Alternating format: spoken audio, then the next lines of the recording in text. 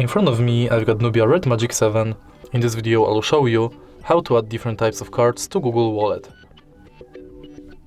In the beginning, let's enter Wallet, select Add to Wallet, and now focus on Transit Pass, Loyalty and Gift Card.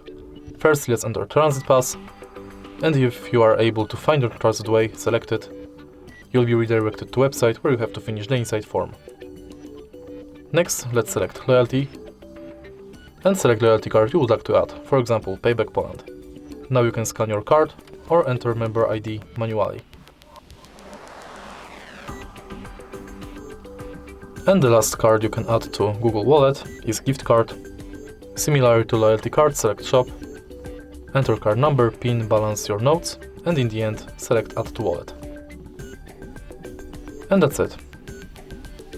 All of your cards will appear right here at the bottom of the screen.